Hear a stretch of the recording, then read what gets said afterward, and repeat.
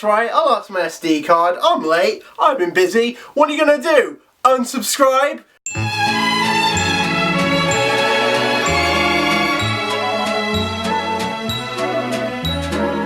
One Punch Man 116 and 117. I'm doing this as a combo review because obviously I'm late and I'm behind, but I think I'm quite lucky that I'm late on these chapters because these both work as because they're words. You know what I'm doing? Wow, Matt, you've been gone for so long that you still got your old charms. These two I think work at least I can do as a combo review because obviously they are the whole Nyan story. But in any case, before we even get to the main chunk of that, Saitama and Flashy are still together, and I've got to say I love how the excuse of keeping Saitama and Flashy busy from each other, busy from the actual fight, because they've set it up in the last chapters. Obviously, they're running around and Flashy is lost and Saitama's just following Flashy, and I think it's so good that that's the answer to why Saitama can't fight, because I'm really happy with it more than anything because they've set it up. It's not like an out of nowhere thing where Flashy just appears to be lost and we'll learn something new about Flashy. No, they've set it up the past few chapters ever since his fight against the two dragons.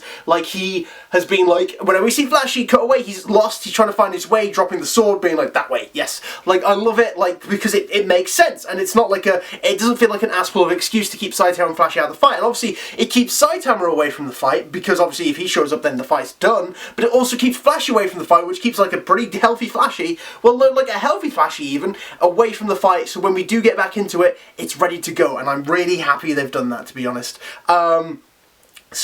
Meanwhile, the main chunk of these two chapters, more than anything, is obviously Nyan and the support team, and my god, I love this so much for many reasons. The first reason, more than anything, being just the classic One Punch Man formula, which is the monsters are so much more powerful, and scaling matters in One Punch Man in the sense of obviously matchups matter too, so if a bad matchup goes up, obviously a dragon can well, not a dragon, but we've seen people who should be able to beat opponents, so I always think of I always forget. You always think of the guy you forget, Matt, do you? Lightning Genji. Yes, I always think of Lightning Genji when he was up against Maiko, Electric Maiko and Plasma Jellyfish, or Maiko Plasma. You know what I'm on about, and how he should be able to beat those guys and he's holding them off through his skill, but because of the bad matchup, he can actually beat them. And I think of it like that. So obviously there are chances where this happens, but my god, just the difference is between C to A class heroes and a dragon level threat. It's done so beautifully, it's done so wonderfully, because they're schooling all the other monsters at this point, and then when Nyan shows up, it's just a different ball game, and you see it straight away. There's not a better example of how that fight was going to go when Green's I sealed up all the exits, and he starts panicking, and it's not like they've got bad teamwork, and we see from the beginning, when they're also covering up all the holes, these guys are good at teamwork. It's just, in the face of overwhelming power, teamwork doesn't really matter. It is when people go up against Saitama, it doesn't matter what skills or abilities you have, Saitama is just overwhelming power, and that is the similar situation for this. It's always been like this in One Punch Man, but it's just another beautiful show of it, and obviously nothing better than when one-shotter shoots the bullet, Nyan's got the finger, flicks it straight back, he's done. And something else I love about these chapters is something that Murata does in general, is his use of speed. Now, when I think of speed for One Punch Man, it's not obviously when I was first whoa, this is incredible. There's been many points of this, but I think the one that comes to my head quite a bit is Soryu versus Chose, when they're just zipping around, the double spread of them around the arena, just it looks great, classic Dragon Ball kind of style, and I love that. And I was yes, this is brilliant. I love how fast it shows that these guys are going. But Murata's taking it the step further, which you've seen from the Mod Association. We've seen it with obviously Atomic Samurai in particular, when he fought Rhino Wrestler, where it's so fast that not even the audience perceive how fast it's going. It's that quick, and it's just such a brilliant use of speed, because then when the moment you click what's happened, you're whoa, and it's even more impressive than standard speed feats of people zip around. And obviously we've got Flash's fight as well, which obviously in the background things are moving super slow in comparison to their lightning speed, which just emphasises their speed more. But this is just so well done, especially just that moment where they're we've got to be careful with this guy, he's dangerous, he took us down. He's already there, Nyan is already there. And later on, in chapter 117, where he gets out of the rubble that Gispa threw at him, and I'll get on to Gispa, and he just and is immediately behind Wagama and Fatty Fighter Futoshi, I think his name was. Any case, like, I just loved the show of power, the difference in skill it takes. And even, like, you know, it wasn't even that they were bad. It wasn't like, you know, because teamwork is definitely the thing for me. I'm thinking into how they're going to defeat higher level monsters, right? And maybe it's even foreshadowing to whenever the executives fight the S-class heroes. Maybe there'll be some executives, like, for example, the one that's built up the most black sperm, he will get to the, like, some of them will be so overwhelming, even teamwork doesn't make a difference. It's just overwhelming strength. Maybe this is like foreshadowing that in the sense of, like, you know, their teamwork wasn't bad at all. They were me like, right, restrain him, get our attackers in, we can't let this guy get the heads up on us. And and then just straight away he wrecks them all, and it's so, like, it's bad, but it's satisfying to watch at the same time. Not like, because just seeing this power difference, like, because in my head when the fight started it was like, oh, poison, maybe poison could do something towards them. And like when he went for the knife and he blinked, he winked and then he snapped the blade. His eyelids are strong enough to crush steel. Well, not crush it, but snap blades. That's pretty crazy. And then obviously he wrecks everyone. We finally see Shadow Ring as well as form. Really like her hair more than anything. She's got, I don't know why, but out of everything I was like, oh my god, this is terrible. I like her hair balls. Oh my god, this is a nightmare. Just so brutal. Mizuki, of course, is brilliant. She's the one trying to lead the charge, trying to get it there. Obviously her cool metal discus was sick too, but obviously it's just in the face of overwhelming power. What does it matter kind of thing. And I love that, and even in 117 we get that kind of style for it too.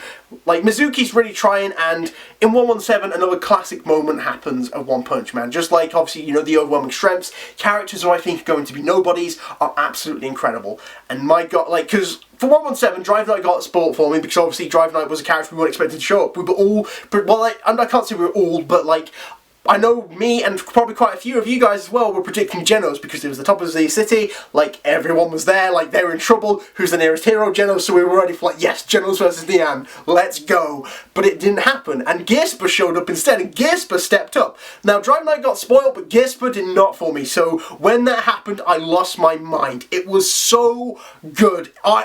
It's like Snek and Moomin Rider, in the sense of, like, these characters you think are going to be like one-off nobodies have more to them. There's more than meets the eye. Da da da da da. Wow, wasn't that funny, Matt?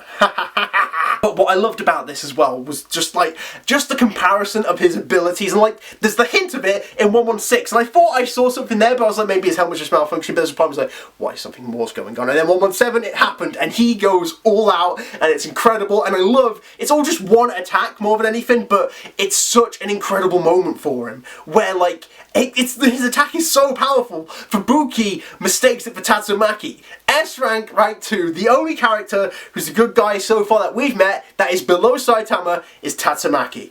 And no, you know what I mean? Like, she's the second strongest. Like, there's such a big gap, but out of everyone, it's clear that Tatsumaki is the strongest hero apart from Saitama. So, when that happens, like, it's such a high level attack, and most of her opponents, that would have done some serious damage to. They just got unlucky with Nian's ability to just, like, kind of shape-shift a bit and, like, change his body shape so he could maneuver out of the building and the rubble, and oh my god, it was such a good moment for Gearspa, and, like, I'm gonna, obviously everyone's gonna remember Gearspa for this now. Like, his potential is great, because obviously if he can master kind of power, it's very good, but it also seems to be, maybe it's like a Mob Psycho kind of thing, where, like, it's like his emotions get in the way, and like he said, like, his imagination was overflowing ever since he saw Tatsumaki fight, and like, he's been trying to improve, and I don't want him to be like the next, like, all of a sudden he's S-class rank 10 or something. I'm perfectly satisfied with him being where he is, and just like being like a trump card every now and again, so like when he's ready to go, it's all at once, you know, like he's a one and done, and I'd be fine, and I'm absolutely fine with that. Also, I remember having an idea that I was like, well, we've only seen female psychics at this point, and we,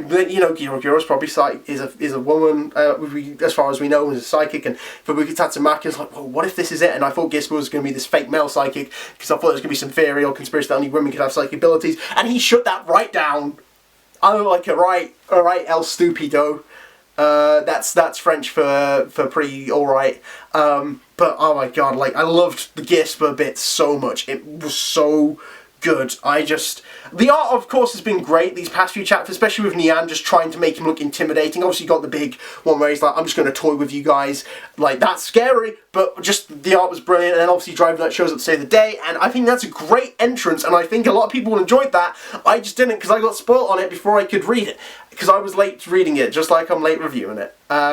and I think it's still a great entrance by all means, and I'm ready to see what's going to happen. Because my original prediction was that Drive Night was going to, like, it was going to cut away because of how it ends. Like, it ends on that, like, them clashing and then, like, the white panel. So I was like, it's probably going to cut away. But apparently it doesn't. And I know Drive Night fights Nian. Drive Night fights Nian. And I don't know how that fight goes. I haven't seen any of it. But I'm excited to see what happens. And you guys probably all know about it. And I hope it's good. I've been trying to avoid it as much as I can. But in any case, yes, I loved these 2 chapters. This is my review. It's short, it's sweet, it's to the point.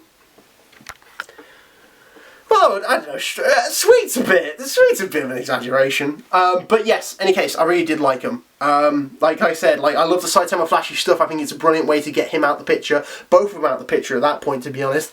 I love the idea, obviously, you know, I loved just the power scaling, like, the show of power between these two. And, like, obviously, Gispa's great moment, and Drive Knight's entrance is great as well. And like, I love that the B and C and the A-class heroes, the support team, tried, even though they didn't, because they're heroes, and they're the next generation, really. Like, in terms of they'll be the next ones to step up. Where, like, if something happens to the S-class heroes, these guys have got to be the ones who get up there and show what they're made of. And of course there's more to that as well. Wagamma was annoying because he's Wagamma. I'm not surprised at that, but it was good still. It was good seeing him do his thing in terms of just being annoying, so when he gets there it'll be satisfying. Of course Genos didn't show up like I predicted, at least, but I say like we all predicted, but I predicted. And there's a part of me now that is like, what if Genos just doesn't do anything for this arc? What if he's just on the sidelines the whole time? And we all want Genos to, like, I just think it'd be great after hyping up this, like, brilliant, obviously, like, power boost he's got, like, Kaioken style, like, I can use it for 15 seconds and after that I'm done. And, like, it's amazing power. I would love it if he just doesn't even use it this arc. And, like, he's just on the sidelines the whole time. When the arc's fully done, it's just him, like, well, that's all the dish is done. Similar in a Saitama style way of being like, you know, I'm gonna be here, like he's on the sideline, he doesn't fully know what's going on. Wanting to be like his master, that'd be a nice little touch for it, but still, I would just love that too. And obviously I want to see Genos fight, and you know, with Garo there now, I think a fully powered Genos, like a power boosted Genos, would be a great way to do it, because they're keeping some heroes healthy, because people got to fight Garo, and if they're spent after fighting the executives, apart from Saitama, who else is going to fight Garo? And obviously you've got people like Genos and Flashy, and we don't really know who else it could be, but, you know, you get what I'm getting at. In any case, like I said, I really like these 2 chapters. What did you think? You probably don't care about them anymore, but if you do watch this, let me know what you thought about them. I'd like to know. I have, at the time of releasing this, I have not watched already even 118. I'm refusing to read it for now until I get this out, because then I'm fully caught up on reviews when this comes out, so that's my incentive to get these out, is so that I can read 118. Yeah, and then 118 will be out at some point, probably late as well, let's face it, it's me. And yeah, goodbye.